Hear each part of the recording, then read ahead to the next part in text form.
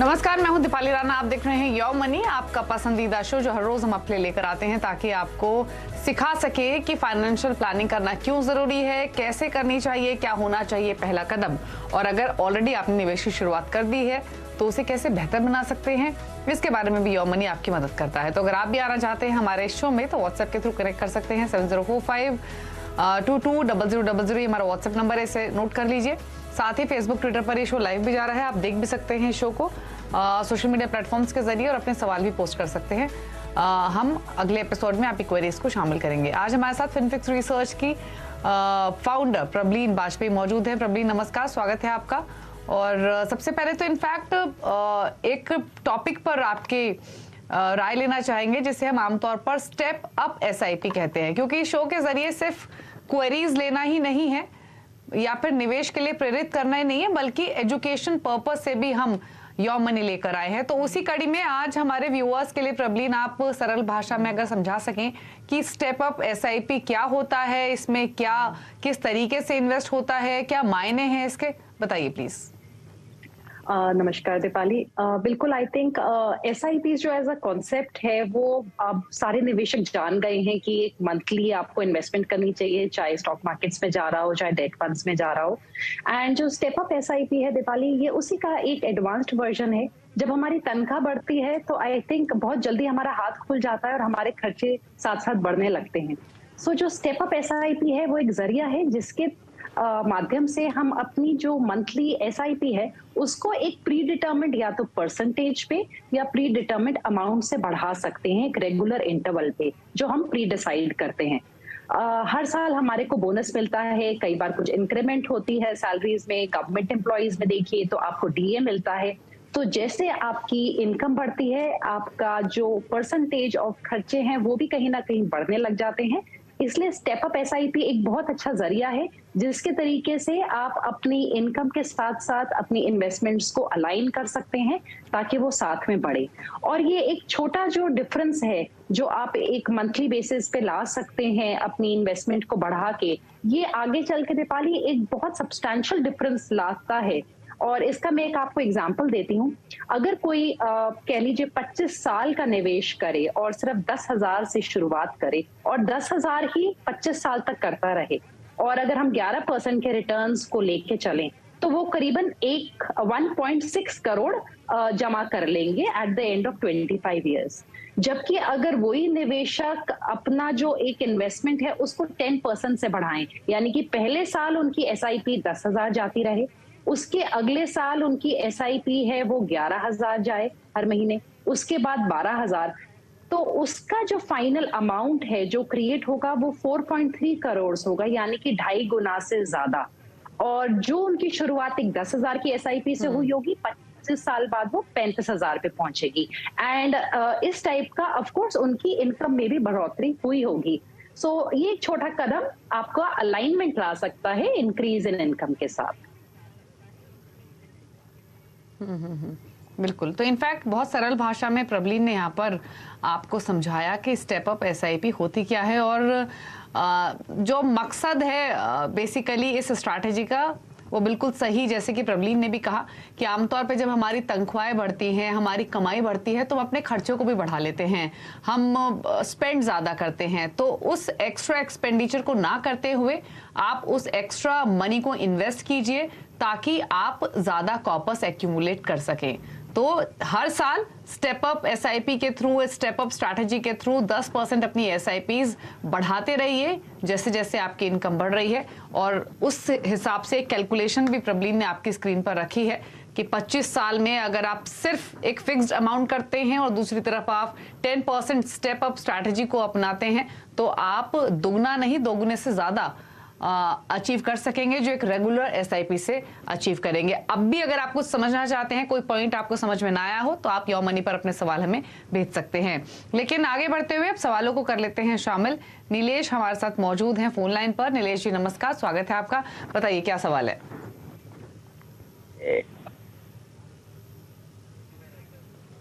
नीलेश अपना सवाल पूछिए प्लीज।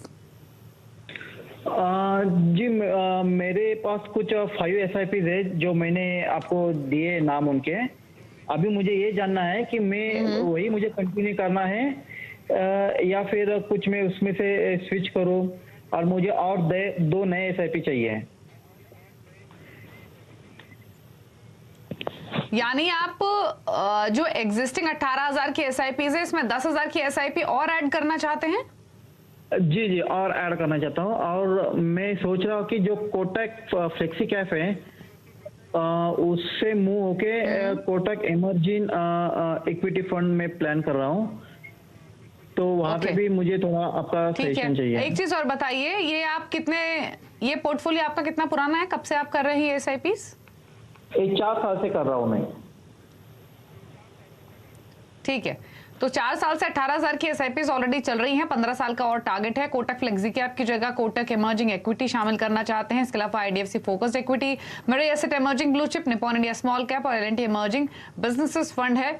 10,000 एडिशनल लगाना है इस पोर्टफोलियो में। तो पहले तो इनके पोर्टफोलियो के बारे में बताइए प्रॉब्लम, क्या ये ठीक है या बदलाव की जरूरत है? और दूसरा, जो एडिशनल इन्वेस्टमेंट करनी है 10,000 की, वो कहाँ करें? जी दीपाली, 18,000 अभी जा रहा है और ये 10,000 से बढ़ाना चाहते हैं और इन्हें अपना टारगेट भी दिया है 2 करोड़ का। उसको अगर उसको अगर अचीव करना है तो वैसे इनको अपनी SIP 15,000 से बढ़ानी होगी 11% के रिटर्न्स पर।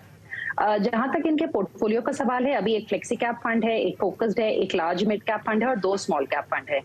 सबसे पहले तो कोई भी जब इस टाइप का पोर्टफोलियो क्रिएट होता है तो उसका एक कोर पार्ट होना चाहिए, और कोर में हम एक्चुअली लार्ज कैप्स को लेके चलते हैं कि लार्ज कैप्स हो गए, मिड कैप्स हो गए, वो आपका कोर है।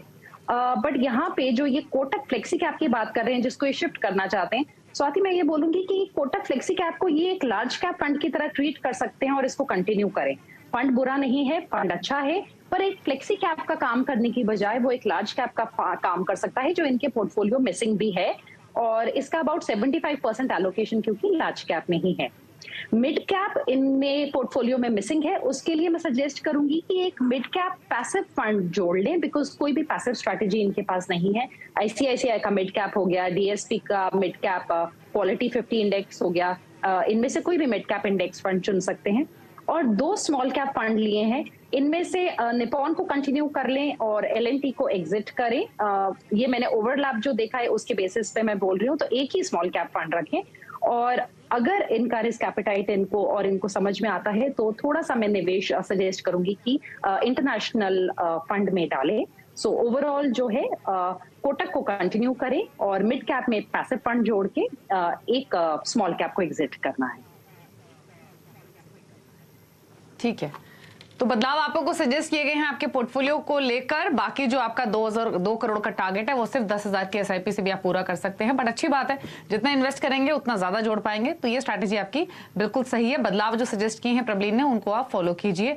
आई होप आपने नेम्स भी नोट कर लिए होंगे। L&T इमर्जिंग बिजनेसेस से आपको एग्जिट करना है। निपॉन इंडिया स्मॉल कैप में आप इन्वेस्टमेंट कंटिन्यू कर सकते हैं। कोटक फ्लेक्सी कैप पोर्टफोलियो में आपका एक लार्ज कैप फंड की तरह काम करेगा। चलिए सुमित रावत से अब बात करते हैं, देहरादून से हमारे साथ हैं फोन लाइन पर। सुमित, गुड इवनिंग, बताइए अपना सवाल।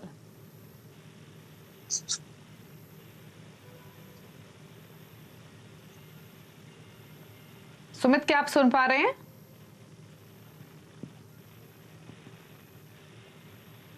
चलिए, इनसे बातचीत नहीं हो पा रही, मैं सवाल इनका रख देती हूँ प्रबलीन आपके सामने। 35 साल इनकी उम्र है, मंथली इनकम है 75,000।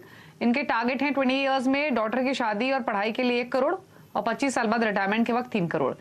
4 महीने पहले इन्होंने SIPs की हैं जिसमें कैनरा रोबो को blue chip 2,500, PGI India mid cap opportunity 2,500, ICICI prudential Nasdaq 100 index fund में भी 2,500 है। इसके अलावा axis multi cap, Tata ethical और HDFC इंडेक्स यहाँ भी 2,500 की SIPs है। तो टोटल SIP इनकी 15,000 के आसपास की हैं। तो बताइए क्या बदलाव करने हैं पोर्टफोलियो में और इनके गोल्स पर आपकी राय?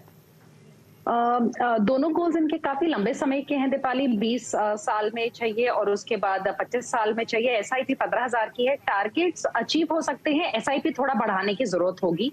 और क्योंकि इनके पास सुकन्या समृद्धि और PPF है, उसके कॉम्बिनेशन से ये एक्चुअली अपने गोल्स को अचीव कर सकते हैं। जो इनका MF का पोर्टफोलियो है वो इनको करीबन 1.3 करोड़ दे सकता है 11% के रिटर्न पे 20 साल में। और इसमें अगर ये अपना सुकन्या समृद्धि जोड़ लेंगे तो इसमें से इनका कुछ पैसा बच जाएगा, मतलब कंटिन्यू हो जाएंगे SIPs इनके रिटायरमेंट के गोल के लिए। और रिटायरमेंट के गोल में उसके अलावा अपने PPF को जोड़ें। और एक ओवरऑल 11,000 से एसआईपी बढ़ाने की जरूरत है, जो रिटायरमेंट गोल की तरफ होगा 25 साल में। तो एक इंक्रीमेंट की जरूरत है यहाँ पे। यहाँ पे मैं इनको एग्जिट का ऑप्शन मतलब बोलूंगी कि करें, ये कैनरा रोबेको ब्लू चिप और एचडीएफसी सेंसेक्स प्लान से, और दोनों लार्ज कैप में है, पर इनने एचडीएफसी का जो पैसिव फंड है वो सेंसेक्स लिया है। मैं बोलूंगी एक हल्की रिप्रेजेंटेशन है 30 स्टॉक्स की, बेटर है कि ये निफ्टी का यहाँ पे इंडेक्स फंड चुने। और क्योंकि ब्लू चिप फंड जो कैनरा रोबेको है वो भी लार्ज कैप है, तो इन दोनों को एग्जिट करके अपना एचडीएफसी का ही चाहे निफ्टी इंडेक्स 50, बेसिकली निफ्टी 50 का इंडेक्स प्लान ले लें।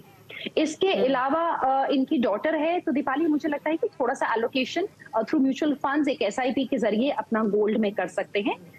बाकी क्योंकि इनके पास एक टाटा का एथिकल फंड है जिसमें बिल्कुल ही फाइनेंशियल सर्विसेज नहीं होता है, तो ओवरऑल पोर्टफोलियो अच्छा है और इंटरनेशनल एलोकेशन भी है। सो इंक्रीमेंट करने की जरूरत है एसआईपी में, और तो ये बदलाव जो एग्जिट करके निफ्टी का इंडेक्स फंड जोड़ लें। ओके, ठीक है। चलिए, तो ये सजेशंस हैं आपके लिए, आपके पोर्टफोलियो में बदलाव सजेस्ट किए हैं प्रबलीन ने। अनूप सिंह अब हमारे साथ हरियाणा ऑनलाइन पर हैं। अनूप जी नमस्कार, बताइए आपका क्या क्वेश्चन है? Good evening ma'am. मैम मैं एसआईपी शुरू कर रहा हूँ और वो है आपकी निफ्टी इंडेक्स फंड है यूटीआई का, जिसमें 2000 रुपीज है और 2000 मेरे particularly Aditya Birla Sun Life Multi Cap fund के अंदर है। इसके अलावा 13 लाख की पीपीएफ की इन्वेस्टमेंट है एंड 75,000 की वन टाइम मिराए एसेट टाइम के अंदर इन्वेस्टमेंट है। और I need 2 crore rupees for my daughter education for next 10 years. और आपकी भी जो एग्जिस्टिंग एसआईपी है वो सिर्फ 3,000 की हैं, करेक्ट? हाँ जी मैम, और 33,000 पर मंथ में इन्वेस्ट कर सकता हूँ। और टोटल 33 या टोटल 33 का एडिशन करना है 3,000 वाली ऐसे? टोटल तो यानी 30,000 आप और लगा सकते हैं, ठीक है? 33,000 और लगा सकता हूँ। ओके, अच्छा 33,000 और, तो 36,000 के आसपास की एसआईपीज आप इन अ मंथ कर सकते हैं। 3,000 ऑलरेडी आपने किया है UTI Nifty 50 index fund, Aditya Birla Sun Life Multi Cap fund. तो बेसिकली इनको तो फिर पूरा पोर्टफोलियो क्रिएट करना है। कीजिए आप इनकी हेल्प प्रबलीन, कैसा होना चाहिए इनका पोर्टफोलियो?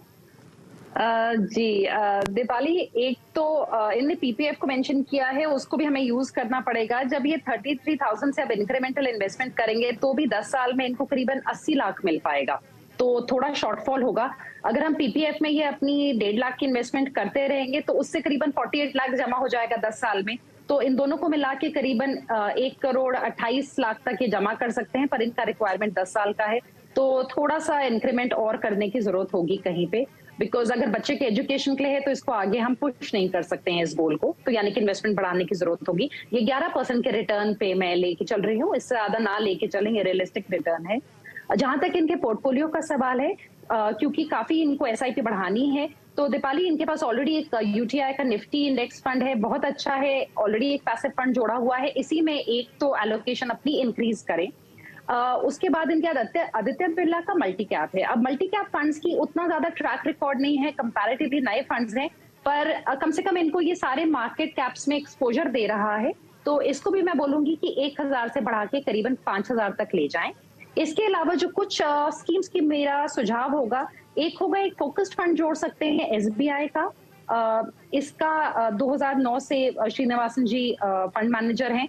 एक अच्छा फंड है, लार्ज और मिड कैप दोनों सेक्टर्स में इनको एक्सपोजर देगा। इसके अलावा एक मिड कैप में इंडेक्स फंड जोड़ लें, और उसके अलावा थोड़ा सा इंटरनेशनल डाइवर्सिफिकेशन। 5 फंड से ज्यादा की जरूरत नहीं है ओवरऑल, 2 इनके पास ऑलरेडी हैं और 3 और मैंने इनको सजेस्ट किए हैं। ओके, ठीक है।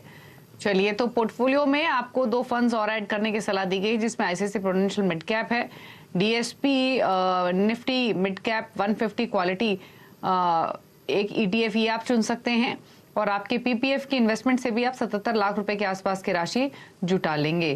तो आपके पोर्टफोलियो में मिड कैप्स को ऐड करने की जरूरत है। फोकस्ड और जो इंटरनेशनल फंड्स हैं उनको आप ऐड कर सकते हैं। तो अगर आगे भी आप एसआईपीज इंक्रीज करना चाहेंगे तो किस कैटेगरी में आपको करना है उसका आइडिया आपको प्रबलीन ने दिया।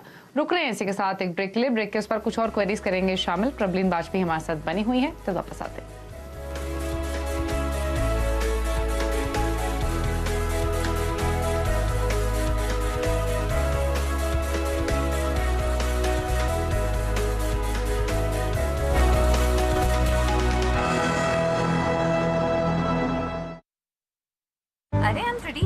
right side will reach faster. I was here 2 days ago. It's faster from the left. No, yeah, it's the right. You can't always be right, Natina. Turn right.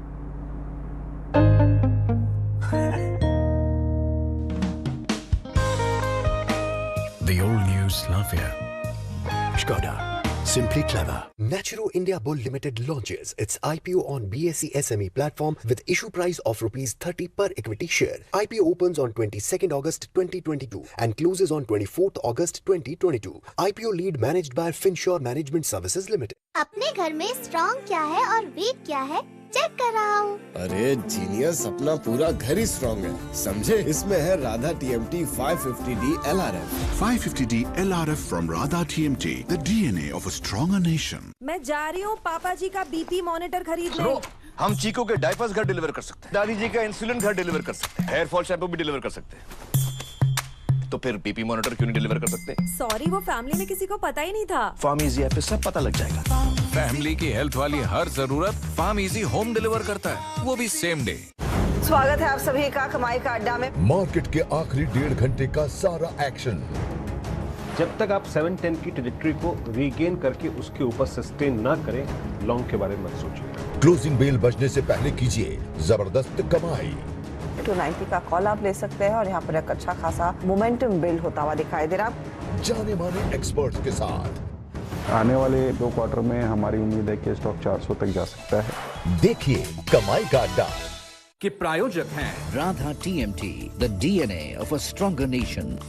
Aastha trade, traders का भरोसेमंद platform. अब आस्था trade लाए हैं पे letter. इससे आप equity delivery पर 4 गुना तक होल्डिंग पा सकते हैं, सिर्फ 3.99% इंटरेस्ट पर। ये मार्जिन ट्रेडिंग फैसिलिटी के लोवेस्ट इंटरेस्ट रेट्स में से एक है।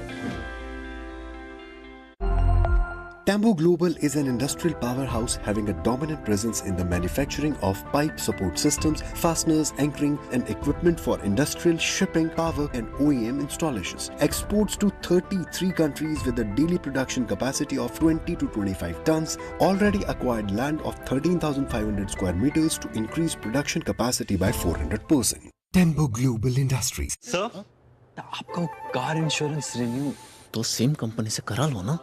चिंटू, तेरी पैसे उड़ाने की आदत गई नहीं अब तक? मम्मा, PolicyBazaar.com पे 20 से ज्यादा कंपनीज के कार इंश्योरेंस कंपेयर करके खरीदो और पैसे बचाओ। सिंपल। गैलेंट एडवांस TMT सरिया, इसकी ताकत बने घर की ढाल और इसकी फ्लेक्सिबिलिटी रखे घर को सॉलिड सालों साल। गैलेंट एडवांस TMT सरिया, निर्माण का real hero.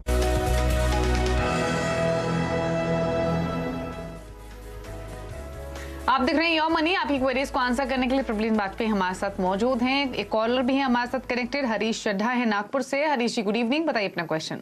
Good evening ma'am, and also good evening to all the members of your money. Ma'am, मैंने आपको ये मेरे डिटेल्स सब फॉरवर्ड किए हैं।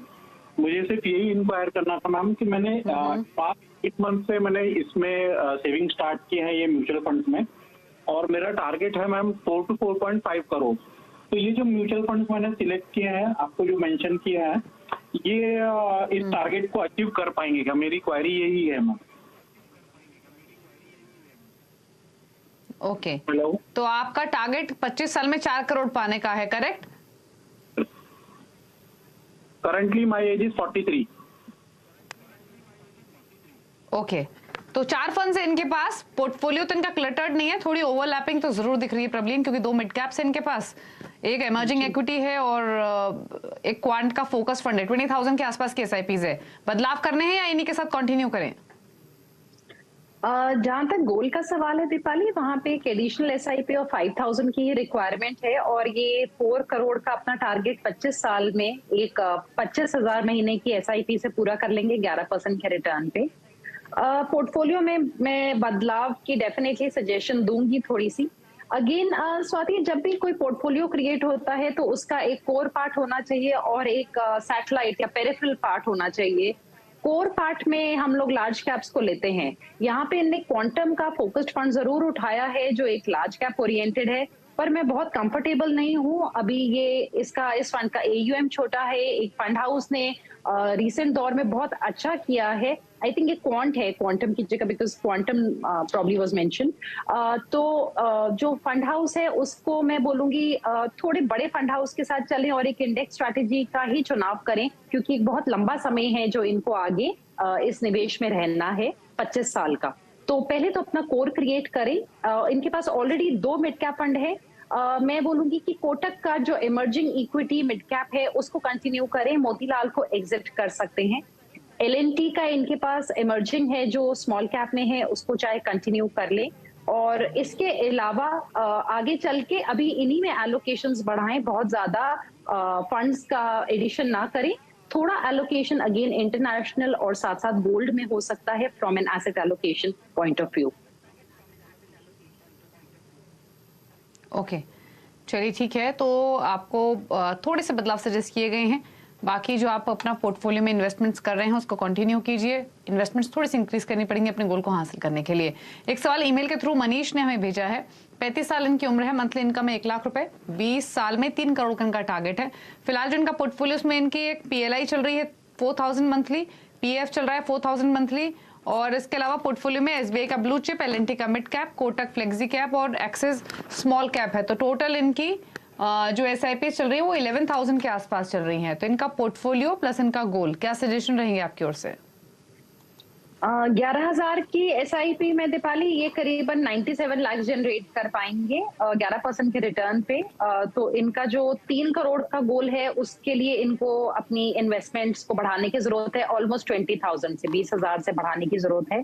और जैसे आज हमने स्टेप अप SIP को डिस्कस किया, तो ऐसा भी कर सकते हैं कि अभी थोड़े अमाउंट से बढ़ाएं और ग्रेजुअली अपनी SIPs को बढ़ाते रहें। उसके द्वारा भी फिर ये अपना गोल उसको अचीव कर पाएंगे।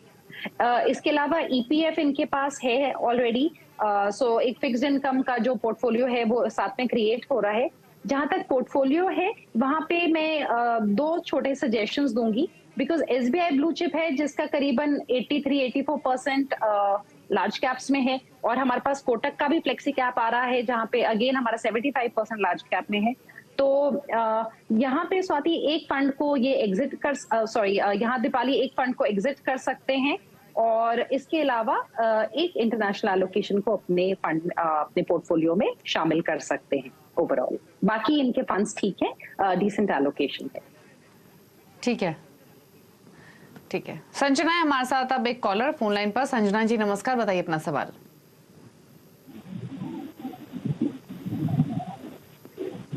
संजना अगर आप सुन पा रही हैं तो अपना सवाल पूछिए। हाँ जी, मेरी एज 23 इयर्स है और मेरी सैलरी 55,000 है पर मंथ। तो मैं जानना चाहती हूँ, अभी मैं एक अर्ली इन्वेस्टर हूँ, तो मेरे को अपनी 50 से 55% की सैलरी लॉन्ग टर्म गोल्ड में कहाँ और कैसे इन्वेस्ट करनी चाहिए, टैक्स सेविंग में भी और वेल्थ ग्रोइंग में भी। और मेरा एक और सवाल है कि NPS एक अच्छा ऑप्शन है इन्वेस्ट करने के लिए या नहीं? ठीक है, तो प्रबलीन 2-3 चीजें, NPS में इन्वेस्टमेंट कैसा रहेगा, दूसरा ये कि 55,000 मंथली कमाती हैं ये, कितना इन्वेस्ट करें इस इनकम में से, और एक सवाल जिसका आंसर थोड़ा सा डिफिकल्ट है कि सैलरी का 50 से 55% हिस्सा निवेश करना सही है। अब ये तो इंडिविजुअल बेसिस पे डिपेंड करता है कि आपके कितने एक्सपेंसेस हैं, क्योंकि हर कोई चाहता है मैक्सिमम सैलरी को इन्वेस्ट कर दे, बट लायबिलिटीज अलाउ नहीं करती है काफी बार। तो बताइए क्या सजेशन है इनके लिए? सबसे पहली चीज दीपाली यहाँ पे कि एक अपने लिए पहले तो कंटिंजेंसी फंड जोड़ें। शी इज वेरी यंग, बहुत अच्छी बात है कि इस एज में अपनी इन्वेस्टमेंट्स की शुरुआत कर रही हैं, पर एक अपने लिए कंटिंजेंसी फंड बनाएं, क्योंकि मम्मी पापा से पैसे लेना या दोस्तों से पैसे लेना is not the right way. अगर कोई प्रॉब्लम आती है तो एक SIP सबसे पहले एक लिक्विड फंड में शुरू करें, जिसमें धीरे धीरे एक इनका बफर क्रिएट हो सकता है, और कोई सैलरी में कोई बोनस मिला तो उससे उस फंड को थोड़ा सा और मोटा कर सकते हैं उसमें पैसे डाल के। सबसे पहली चीज वो। सेकंड दीपाली, इनका क्वेश्चन है कि NPS में डालें या ना डालें। मुझे लगता है एट दिस स्टेज ये अपनी EPF के थ्रू फिक्स्ड इनकम के पोर्टफोलियो को बढ़ाएं और इधर से म्यूचुअल फंड्स बढ़ाएं। इसका मैं जो कारण दूंगी वो ये है कि NPS में चाहे आप ऑटो प्लान में जाएं, चाहे आप एक्टिव मोड में जाएं, आपकी जो इक्विटी की इन्वेस्टमेंट है वो 75% पे पोर्टफोलियो के रिस्ट्रिक्ट हो जाती है, उससे ज्यादा नहीं एलोकेशन होती इक्विटी में। तो मुझे ऐसा लगता है अगर अपना ईपीएफ कर रही है, एक फिक्स्ड इनकम का अच्छा पोर्टफोलियो उधर से बन सकता है, और 2 पैसिव स्ट्रैटेजीज के साथ एक अपने लॉन्ग टर्म पोर्टफोलियो की शुरुआत करें, चाहे 5,000 से करें, चाहे 10,000 से करें, पर एक ऐसे अमाउंट से करें जो कल को हमेशा कंटिन्यू रख सकती हैं। अगर हम मान के चलते हैं कि यह 10,000 से 2 पैसिव फंड्स की शुरुआत करके अपनी इन्वेस्टमेंट करती हैं, तो by the time she retire 60 साल में इनके पास करीबन 6 करोड़ होगा, जिसको ऑफ कोर्स अगर आज हम डिडक्ट करेंगे फ्रॉम द डिस्काउंट करके इन्फ्लेशन के लिए, तो आज की वैल्यू में 72 लाख के बराबर निकल के आएगा। तो ये दूसरा पॉइंट है। और कितना परसेंटेज डालना है, आई थिंक देपाली यहाँ पे अपने कंटिजेंसी फंड, उसके बाद एक 5 to 10,000 का लॉन्ग टर्म पोर्टफोलियो के बाद एक जो अपने नियर टर्म गोल्स हैं उनके लिए एक छोटा निवेश जरूर करें, 5 से 10,000 का, जो भी वो कर पाती हैं अपने खर्चों के बाद। ओके, चलिए, तो ये सजेशन आपको दिया गया है आपके पोर्टफोलियो को लेकर। जल्दी आप शुरुआत कर रही हैं इन्वेस्टमेंट की, जो कि एक कमेंडेबल स्टेप है। तो शुरुआत कीजिए निवेश की, कहां कहां करना है उसके बारे में प्रबलीन ने आपको सजेशंस दिए। शुक्रिया प्रबलीन, शो में आने के लिए, हमारे व्यूअर्स की हेल्प करने के लिए। समय की कमी है इसलिए प्रबलीन से हम नहीं पूछ रहे हैं, बट प्रबलीन से जो बातचीत हुई उसके बेसिस पे उनकी कुछ चॉइसेस हैं जो आपकी स्क्रीन पर अभी आएंगे, उनको आप नोट कर लीजिए। ये उन तमाम व्यूअर्स के लिए है जो इन्वेस्टमेंट पोर्टफोलियो क्रिएट करना चाहते हैं, जानना चाहते हैं किन फंड्स के साथ शुरुआत कर रहे हैं और प्रबलीन की पिक्स के साथ करना चाहते हैं। तो ये फंड्स आपकी स्क्रीन पर, इनको नोट कर लीजिए। DSP Nifty 50 equal index fund, ICICI Nifty mid cap 150, SBI focused equity और टारगेट मैच्योरिटी फंड्स एक ऑल्टरनेट हो सकता है एफडी के लिए, इसे आप पिक कर सकते हैं। इसी के साथ योर मनी में तो इतना ही, लेकिन खबरें लगातार जारी है CNBC आवाज पर। नमस्कार।